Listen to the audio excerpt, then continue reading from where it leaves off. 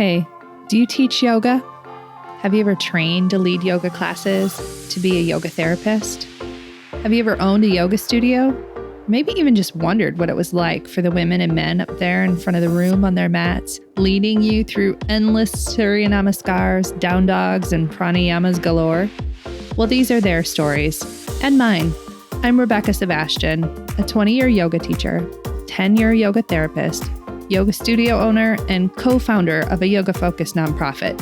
I've done a lot in the yoga world over the last 20 years, pretty much everything except had a water cooler. You know, a place to share stories, talk about struggles, successes, and find other people who do the same thing that I do.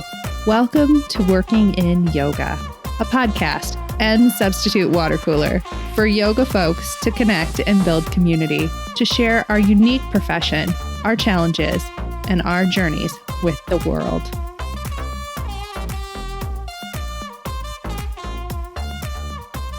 Hey friends, welcome to Working in Yoga. This week on the podcast, I have guest Ransom Hare from the Himalayan Institute talking with me about their excursions program.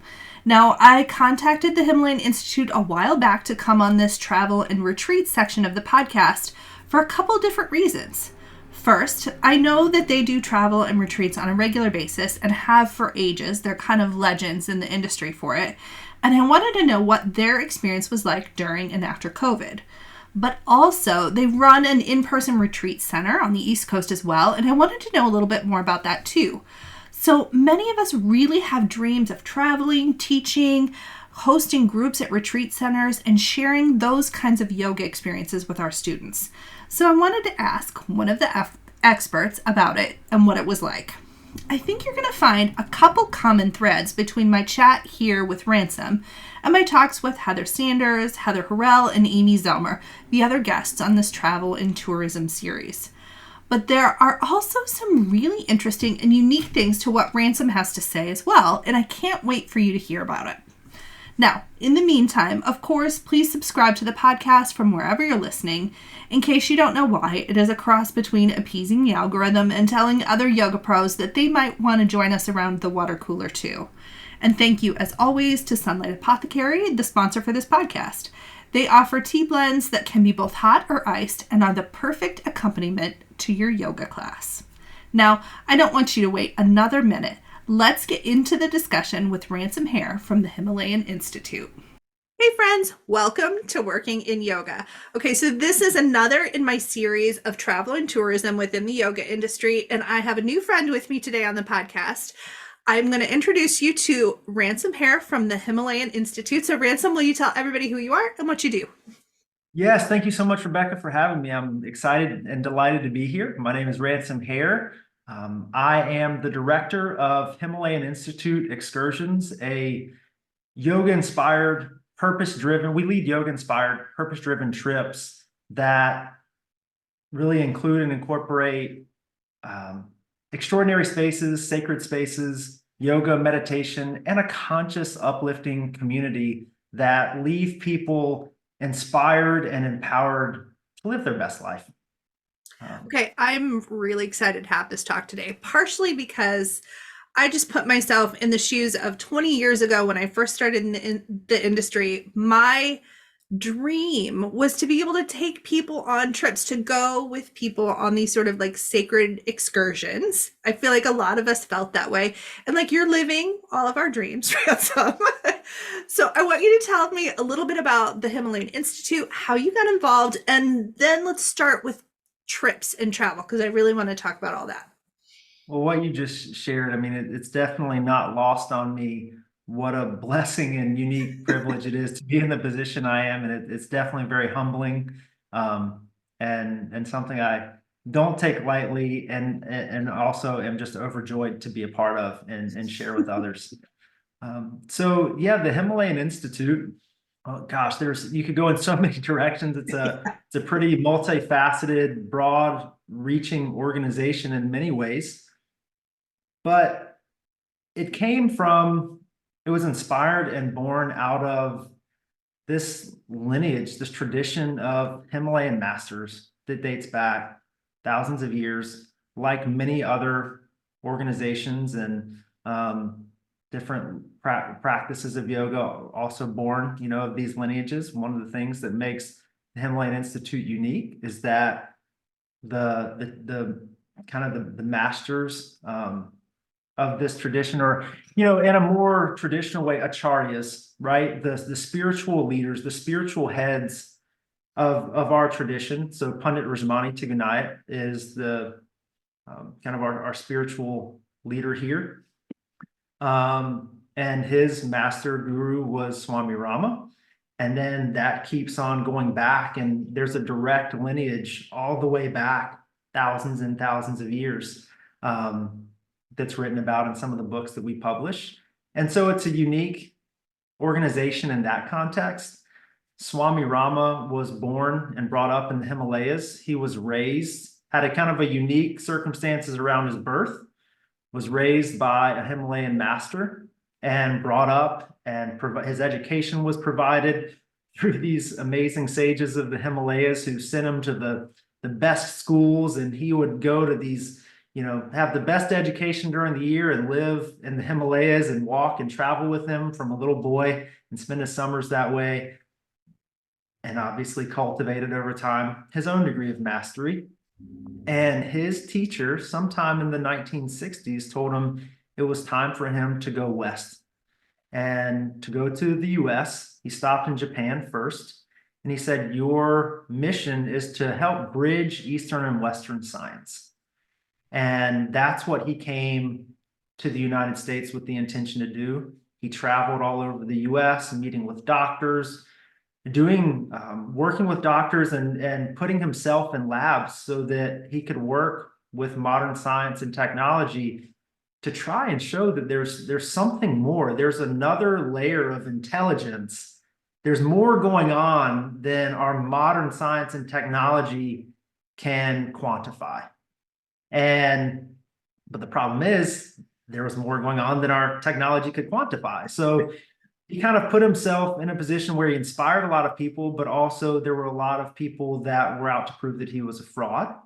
And I think over time, he decided maybe this isn't the best use of my time. And he started teaching yoga to people. He learned there was a real desire and a need for that. And his audience grew, his students grew. The Himalayan Institute was established in Glenview, Illinois, right outside of Chicago. And eventually they needed more space. And so he traveled looking for the right place, the right piece of land that wasn't too far removed, wasn't too hard to get to, but it was also remote, you know? So here we are in Northeast Pennsylvania, 2.5 hours from New York City, 2:45 from Philadelphia, not far from Boston. And we've been here since the mid-1970s. And things have just kind of grown from there. But that's in a nutshell how the Himalayan Institute became to be here in Northeast Pennsylvania and in the US. How did you get involved with the Himalayan Institute and start traveling with them?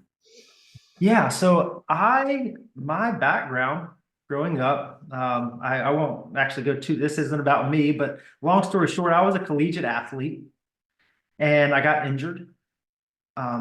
Like many people who come to yoga, I had started yoga for balance, stability, very physically oriented because I thought it could help in my profession and career path. And I got injured, but I was also in a period of my life where, I didn't want for much. I had a very privileged upbringing, and I was miserable. I was sad, empty. I didn't understand it.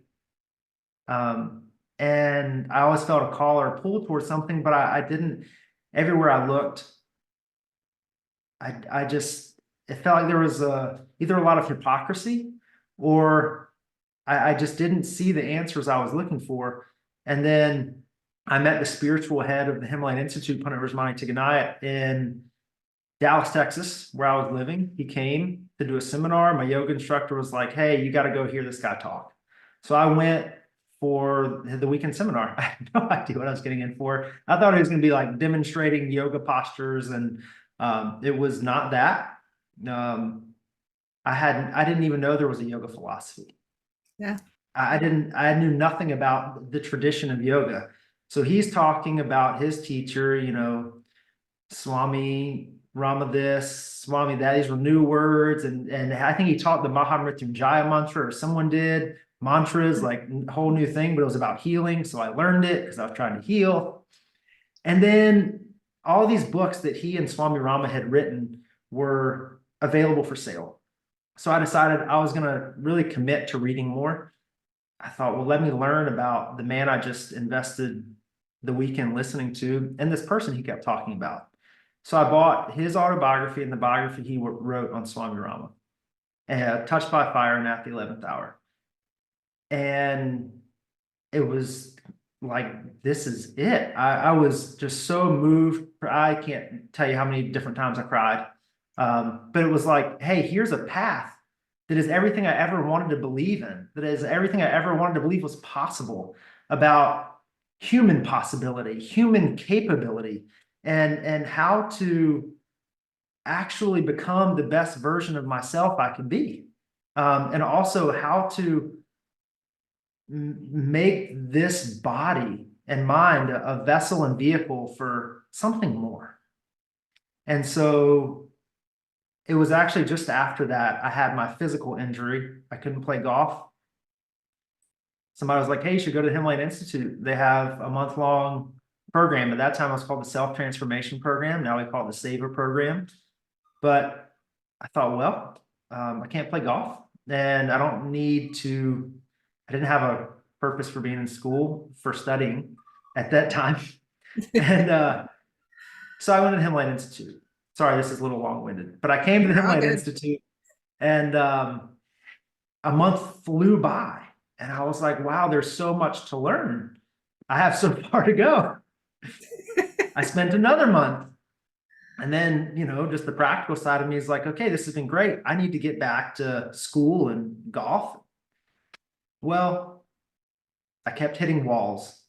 And so I came back to the Himalayan Institute for a year. And then I left after a year. But I traveled. I went to India that year with the Himalayan Institute. And it's still fascinating to reflect back on whatever was happening, all of the different currents and what was churning on so many different levels then. And eventually I came back, spent a few years, went to India. I traveled during that time as a participant and volunteer to Africa on humanitarian projects, to Mexico for humanitarian projects, and for some trips that we were leading, again, as a participant, and did some volunteer work. And then I went to India to, we were preparing for what's called the Kumbh Mela. Yeah. The largest human gathering on the planet, but it's this spiritual epicenter, right? And what's now called Prayagraj. And we had a campus in Prayagraj, and this was 2013. So since 2001, 2007, 2013, every 6 years, there's a big event. The main Kumbh Mela is every 12 years. And so we were getting ready to host 500 people over the course of 6 weeks. And there's a lot of work involved going into that. So yeah. I said, if I can be of service, I would love to go. It worked out. I went. But we were developing a campus in Khajuraho, India, where we were going to establish a shrine, a Sri Vidya shrine. Yeah. And so I got sent there, and after this experience, I was getting ready to move to Arizona and continue my golf career. But then I met who would later become my wife. And I met her, and it seemed like, hey, there's something here. She was very committed to the Institute and her work and life. And so I thought, let me explore this. And so we worked together, was in India, and had a wonderful, successful trip hosting lots of people from all over the world. And this unique bond developed and formed. I decided, maybe there's something here for me long-term after all. Anyways, long story short, here I am 11 years later, and three kids later, 3 daughters later. And now I'm leading, and my wife and I lead and host programs. So her and I host our experiences at our campuses in India when we host programs and sadhana retreats there. And then I do most of our trip leading any other kind of outbound, whether it's the Himalayas or spiritual tours through other parts of India. Can we talk about your trips and your sadness for a minute? Because I think that what you do is unique compared to what a lot of people in the yoga space do, right? So like there is a difference between taking a vacation where you do yoga classes and what's happening through the Himalayan Institute. So can we define some terms, define experiences for me? Because some people go to Costa Rica as the typical place that yoga people go to, like where everybody's in Costa Rica. You're in some amazing place in the jungle, and then every morning at 7 a.m. you take a yoga class, but then the rest of the day you're like playing on the beach. That's not what's happening for your experiences. So can you tell us a little bit about what you do? Yeah, no, that's not exactly what's happened with all our experiences. Although I will say that Costa Rica is definitely not out of the question or out of the picture. I would love to go to Costa Rica and bring our experiences there. I get why people go. Amazing place to be and spend time. I think one of the big things that differentiates, or maybe not differentiates, but the cornerstone of any of our experiences, whether it's a group practice-based program at one of our centers in India, whether it's a very overt pilgrimage, or whether it's spending 4 or 5 days with 17 like-minded people in the Smoky Mountains, which we're going to do next month. Ooh. Behind all of our trips is the essence of pilgrimage.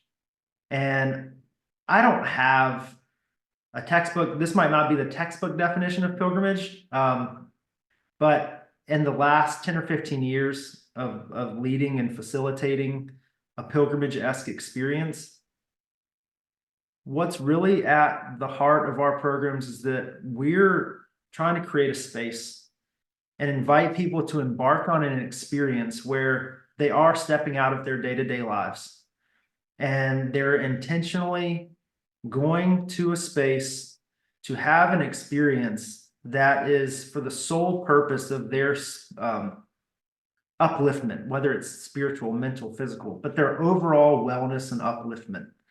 And that whatever really on a pilgrimage, whatever presents itself to you is for your upliftment and is received in that space, so that we have the space to greet whatever comes our way with that kind of optimistic curiosity of, this might be unexpected, but there must be something here for me to reflect on for my growth and where I'm trying to go. And we set this time aside to have this experience. And that's really the anchor of our intention. And we know there's going to be challenges along the way. And we hold space for ourselves, and we hold space for those around us. It's an individual experience because there's something uniquely that drew us uniquely there from an individual perspective. But we know we're embarking on it with a collective experience in mind. And that we are sharing this experience with all of the other individuals who are coming, and that there is a united thread of collective intention. And we're going to try and hold space for ourselves, but we're also going to hold space for those and hope that, count on others holding space for us as well. Because any type of intensive, right, yoga teacher training, retreats, at some point, stuff comes up. Yes. Yes. And how wonderful is it to be able to allow that stuff to come up and feel like you're in a safe, held, supportive atmosphere with people around you that are going to hold you and help you get through it and lift you up, and to be able to share that. That's a big part of everything that we do. I feel like you've described it, what, in my opinion, also makes a group yoga class is that you come for an individual experience, but also have a collective experience as well. Like we know we can use sciencey terms like Western science terms like nervous system co-regulation is what happens. We're all like our nervous systems are vibing together. And I think what you're describing is that, but while also taking you out of your day-to-day life. Like you don't have to put your shoes on and go back and pay your bills. You get to go somewhere else and have this collective experience with a lot of other people. And we talked a bit before about how you're even fostering like that collective community even before you leave for a trip. Can you tell me a little bit about like the community aspect that you build? Because I think that's really neat. Like I want more of that for us, you know? Absolutely. And I might be giving away something that's a unique value addition currently to our trips, but like we said, we're we're all in this together. And I Yeah. think this is the way where things are going for everyone. And we utilize Zoom, we utilize technology, we have a Himalayan Institute online platform where we have all of our digital education on, from courses to general classes, to programs. Anyways, so we utilize that and we have courses for all of our trips where we share classes, we share preparation materials, but we host Zoom meetings. We just did one last night for our Smoky Mountains group, and every time it's always just more awesome than I think it's going to be. And because people are excited, but they're coming to this together. So it's an opportunity for us to see each other, to hear each other, to start to hold that space before we even get on the trip, to unite our minds around this kind of collective intention or purpose for why we're going, and to also hear everyone's kind of individual reasons for why we're going, so we can all hold that in mind. And it really frees us up that once the trip starts, it's kind of like a reunion. We're seeing everyone in person and we know what we're there to do, both individually and collectively. And so it eliminates a lot of the who are these people and what exactly are we going to be doing. And so it frees up a lot of mental space for us to really be present once the programs and trips start. Did you have that in place before COVID? Because I do want to talk a little bit about your experience during Yeah. COVID, because for those of us, like the whole industry was decimated during COVID, but anybody who was doing travel and tourism, especially, like where were we going? Nowhere.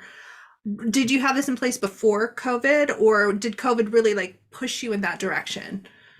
Interesting. That's a great question. We were actually thinking about that before COVID. So right before COVID, we were very blessed and fortunate that we had started realizing that we needed to start coming online and start bringing education Nice. online as an organization. So we were just starting to explore what that was going to look and feel like. And we had started thinking about how we could integrate that into kind of like a hybrid model of an excursion. Yeah. And then COVID hit, we canceled all of our domestic trips. We were about to launch for the first time. We had to cancel our international trips like everyone else. But our organization pivoted very quickly online because we had already been preparing to do this. And then I was kind of out of a job.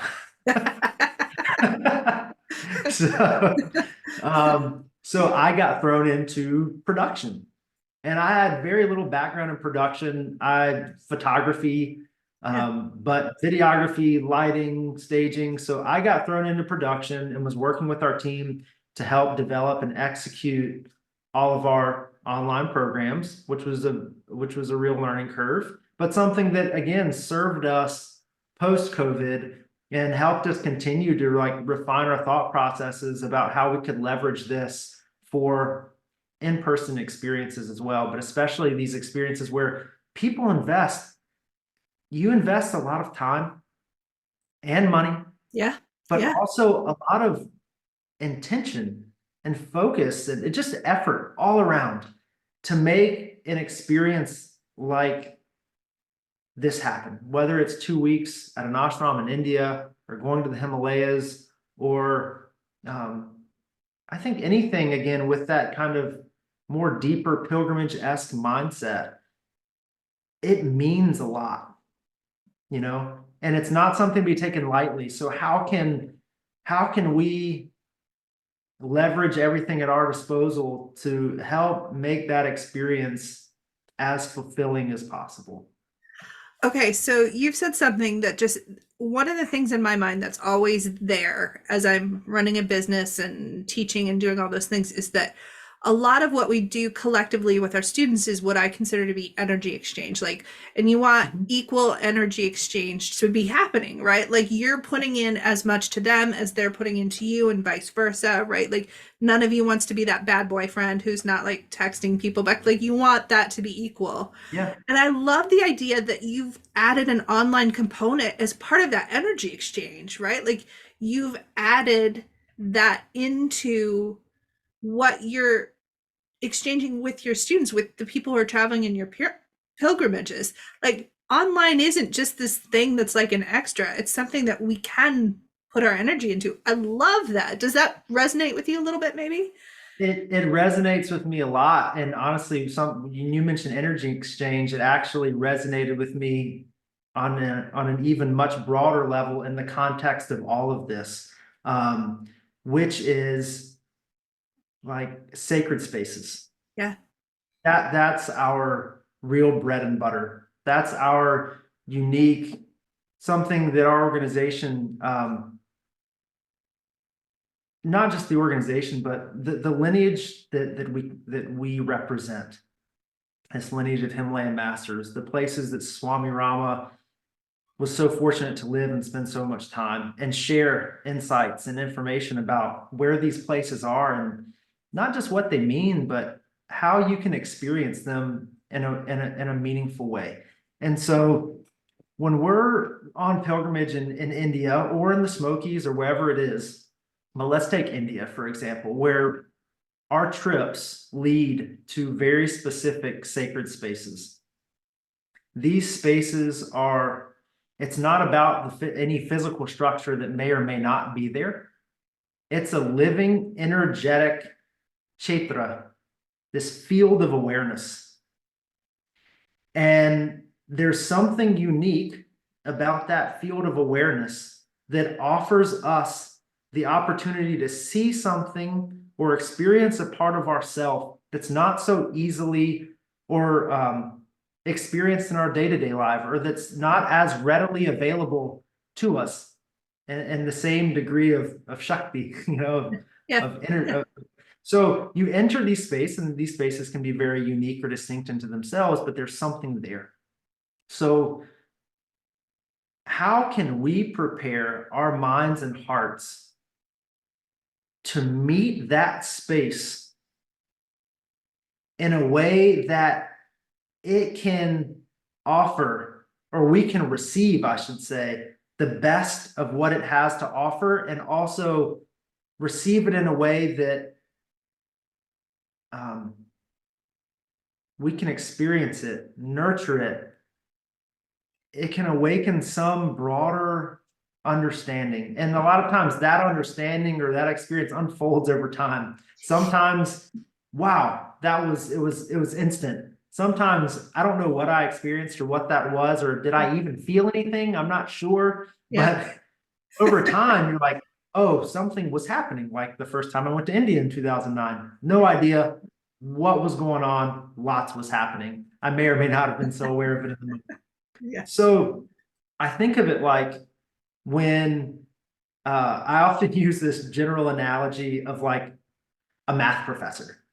And you have this math professor who knows, I mean, he can solve all the math equations in the world.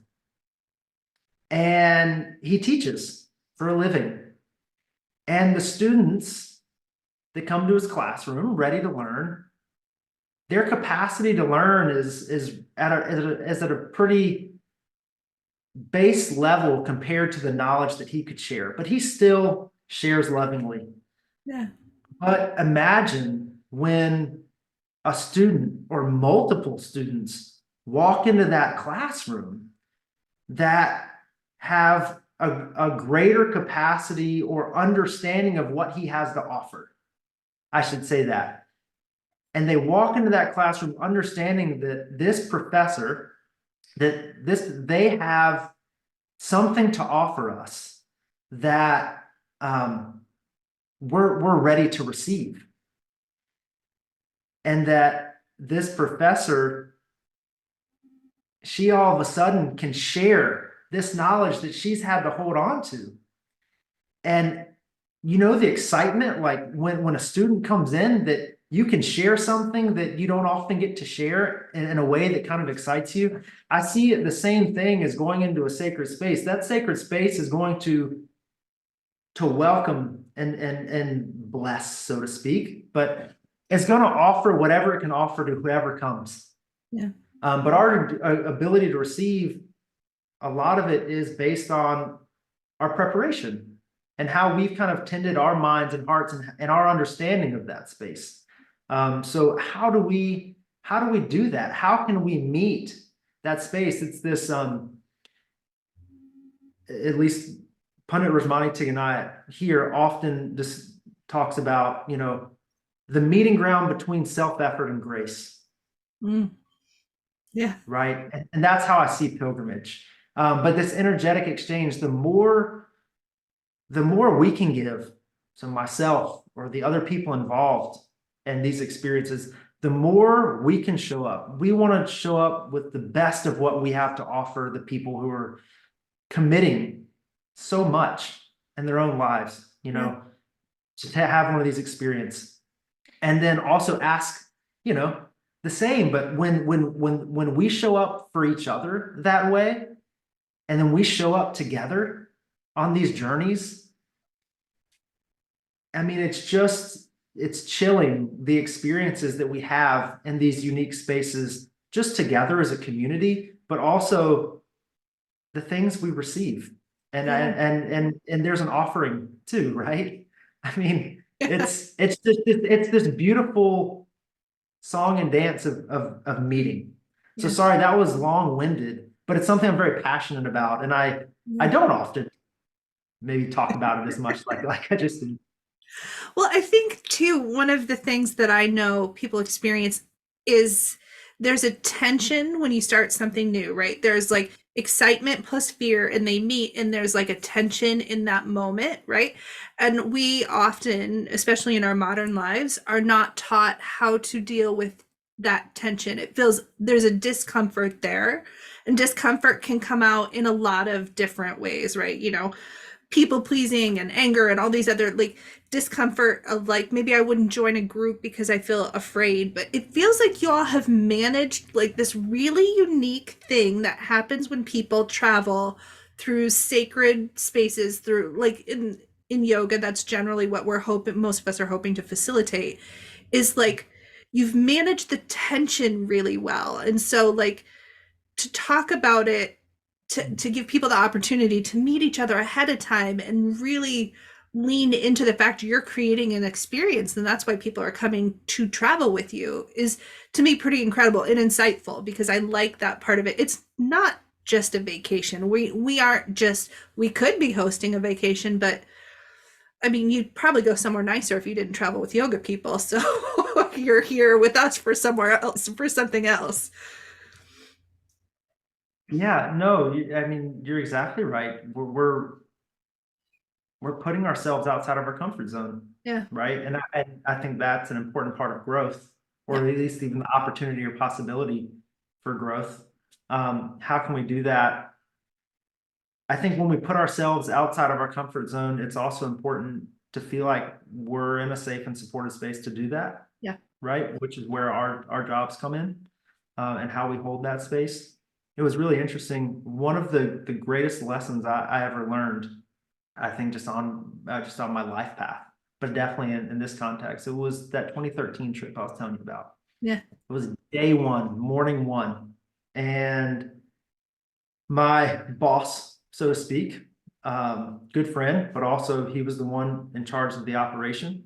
And he had some more experience in this. I mean, I was 25 or 6. And it was morning one, and my responsibility was to make sure that the chai stations were set up, chai, tea, lemon water, sugar was out, everything was out. And I think that was like 5:30 is when we, people started coming. Yeah.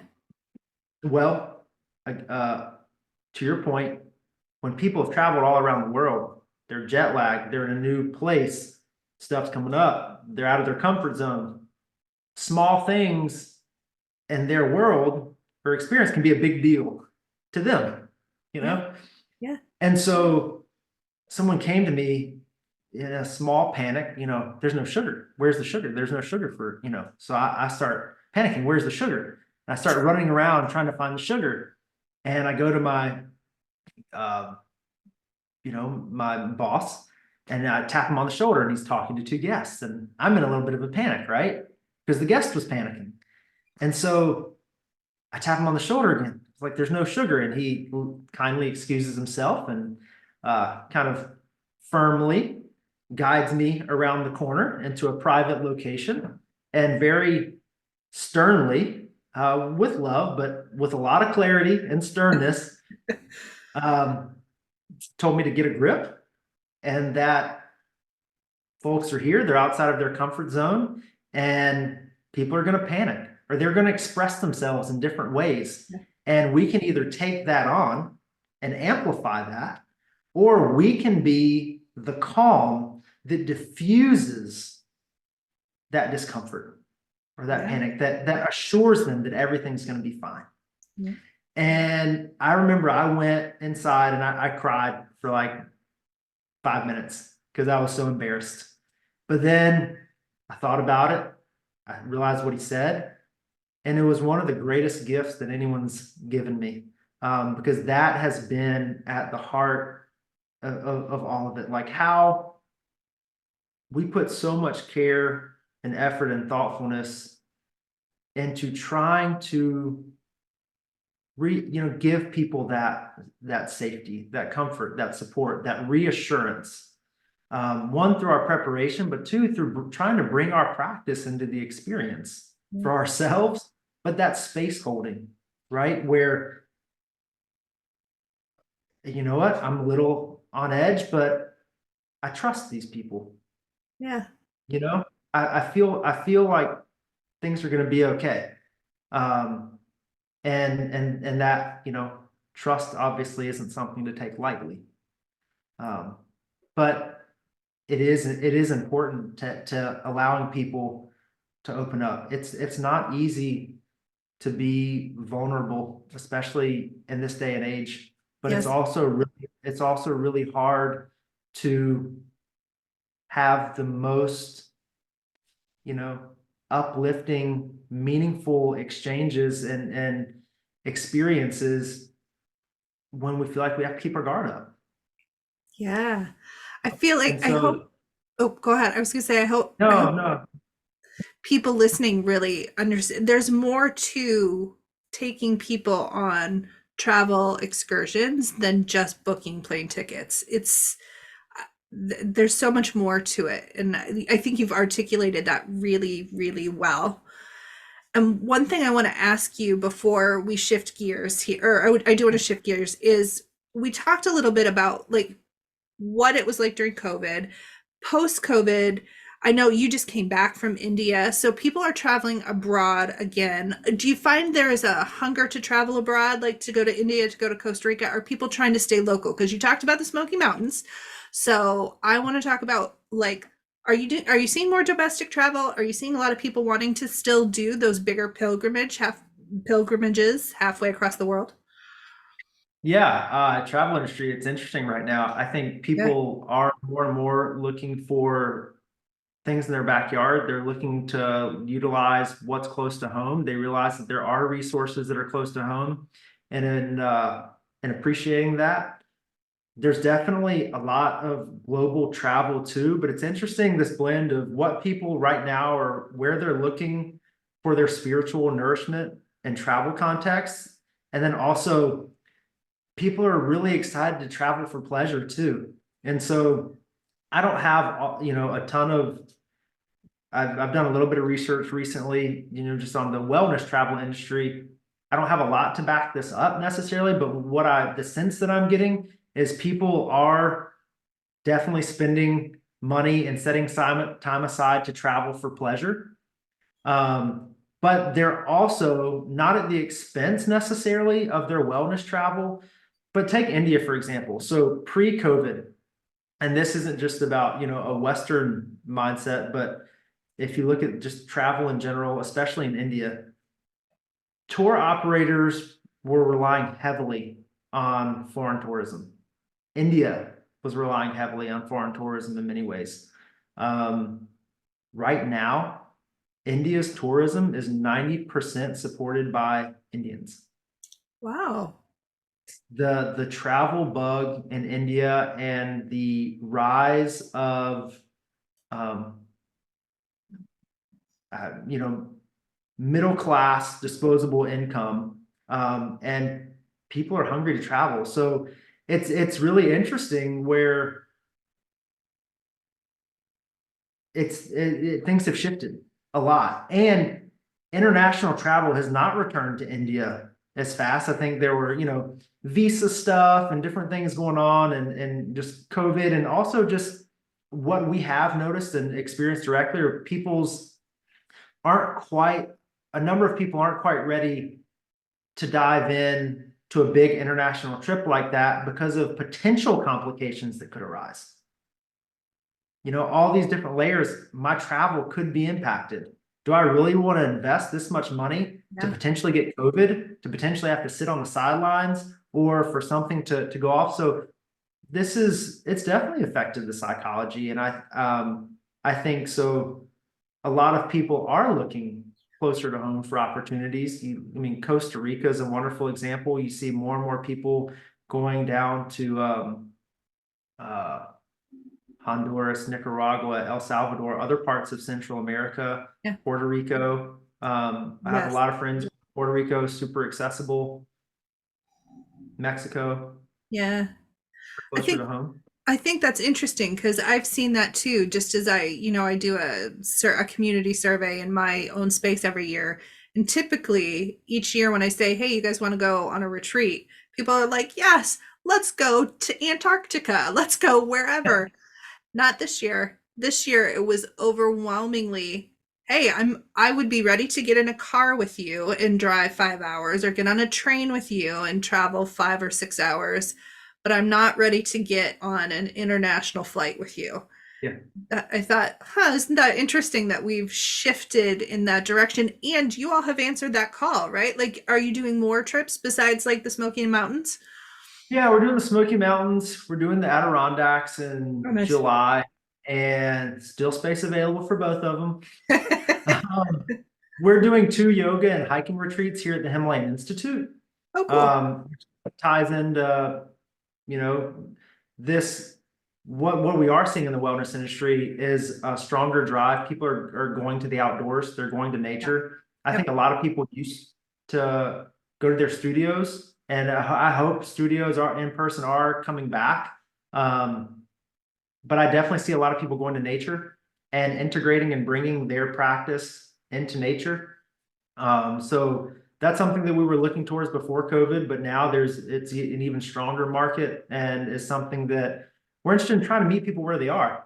But in another context of travel trends, so like the Himalayan Institute Retreat Center, we used to a huge part of our just retreat center revenue used to come from I would say, what's our core audience, the Himalayan Institute's core students, and our mission programs that we offer here, especially with Pandit Rajmani Tiganayev.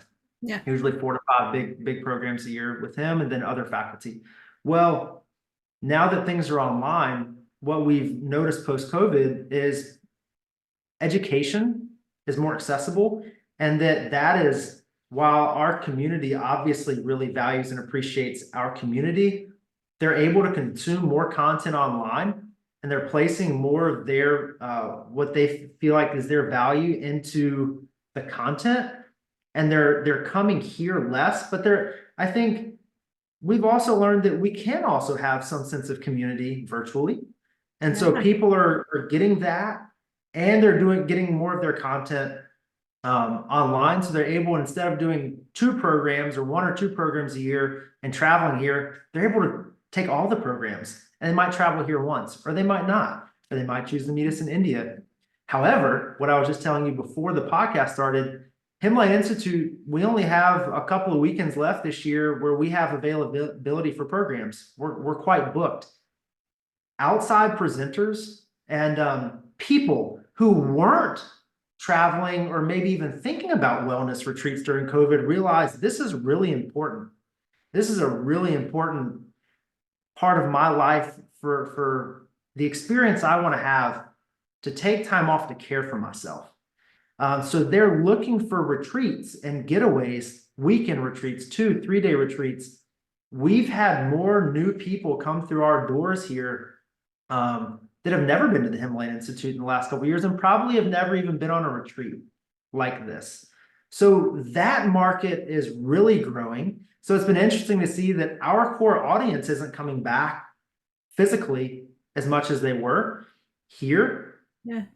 But we're getting all sorts of new people through the doors. That's amazing. Because I was just going to say, so can outside teachers come and teach programs at the Himalayan Institute? Absolutely. Yeah. I mean, I think most of our programs here, and it's not basically we have a campus and a space, right? We are part of a spiritual tradition in yoga, yoga meditation, the broader word of yoga. Yeah. We have a shrine, a meditation shrine, a living sacred space here on our campus now, which is quite unique.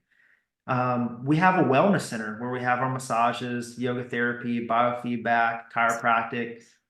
So our wellness center hosts their own kind of programs that are more wellness oriented as well, panchakarmas and things like that.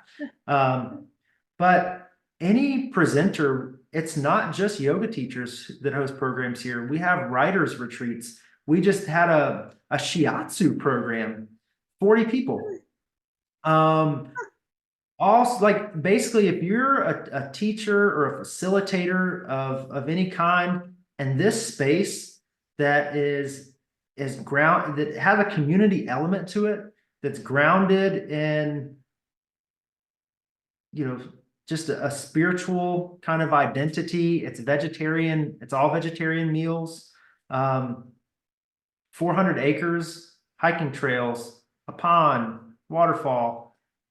If being in a space like this calls to you and you think your audience would appreciate it, we're here for you. So it is a retreat center in that context, but it's definitely a niche retreat center, right? Yeah. There's certain elements that aren't as commercial.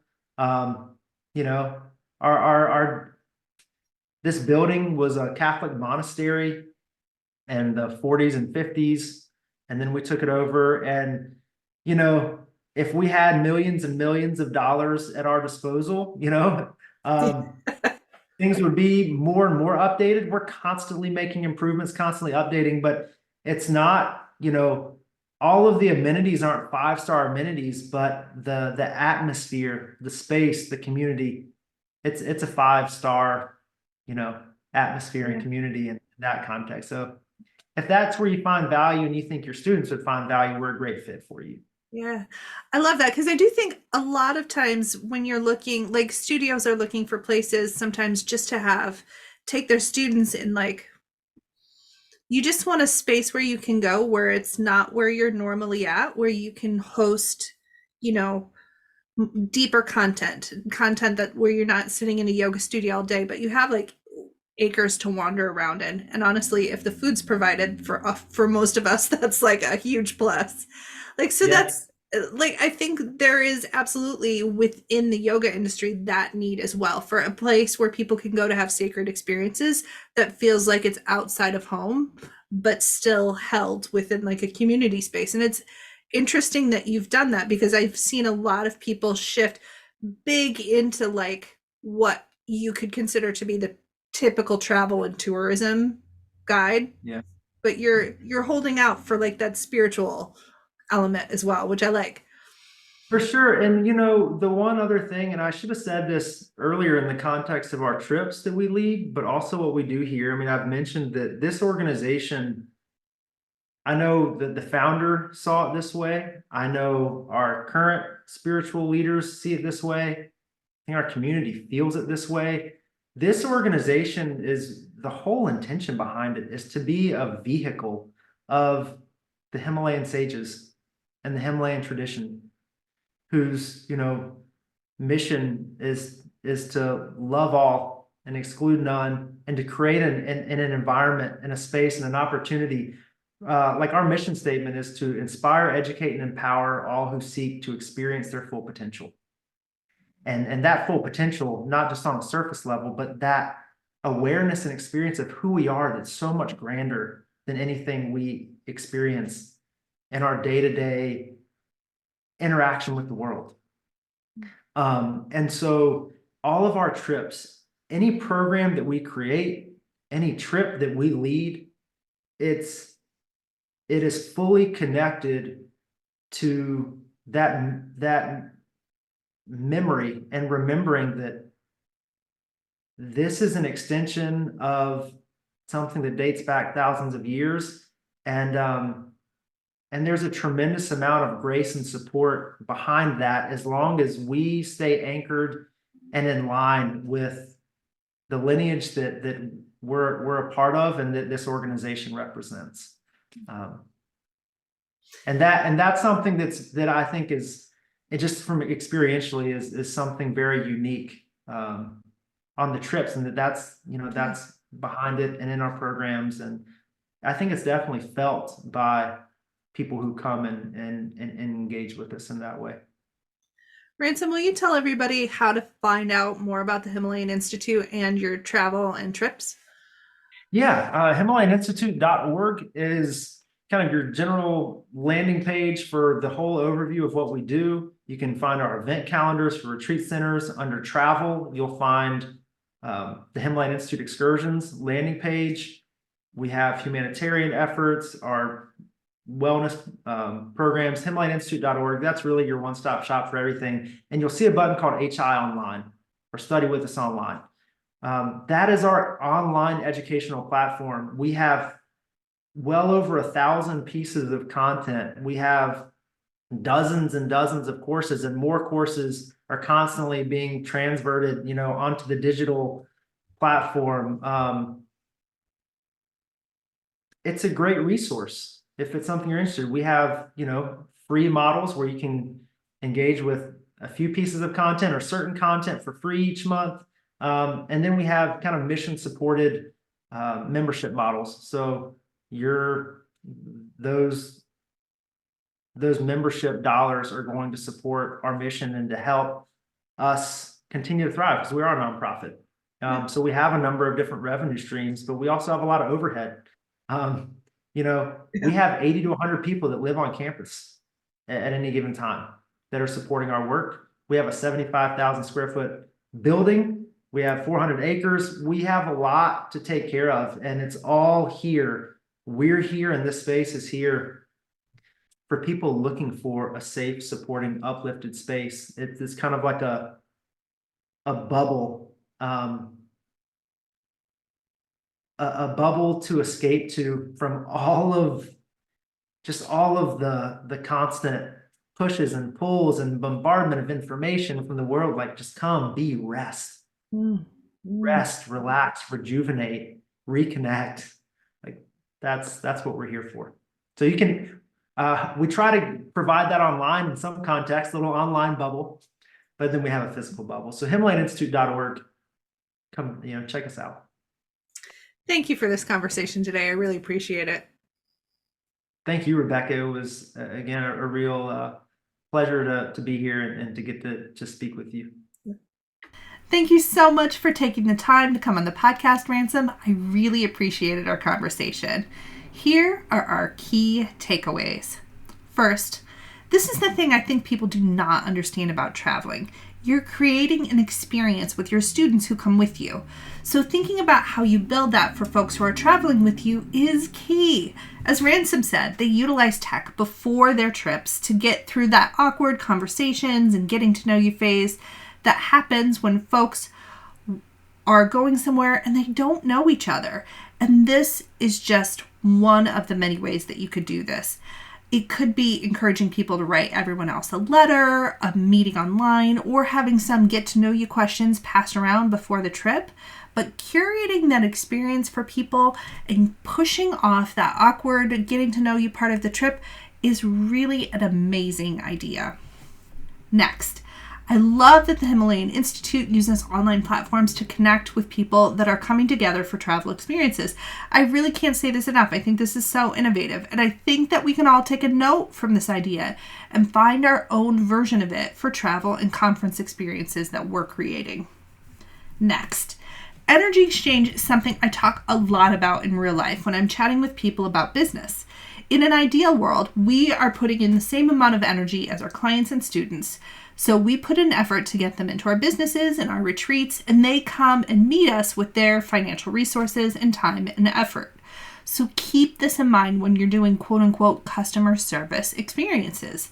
Have you put in the appropriate amount of effort to match your clients and students? Is the reverse true? If not, that might be something that you need to think about and adjust. And finally, figuring out how to manage tension is a huge topic in yoga, in business, in travel, in social justice, and in other spaces. How are you able to be the calm and to manage your own tension in times when your students are feeling frustrated or ill at ease? This is something that I actually think we don't train for enough in the yoga space, and maybe nobody does, honestly. How can we respond to our clients, students, and coworkers with calm and ease?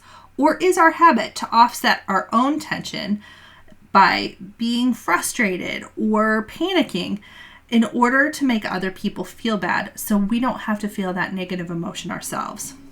Now, a way to figure out your habits in this particular sort of tension topic is to dive into how you interact with other people on social media when they offer opinions that are different than yours. Do you slide into that panic or embarrassment or the need to be right? There are a ton of yoga techniques that you can use to mitigate this habit, but mostly awareness that this is something that you do is everything. Now, thank you so much to the Himalayan Institute and Ransom Hare for being on the podcast. I really enjoyed our conversation. Next week, I have Corey Sterling, who I have dubbed Yoga's Lawyer, on the podcast.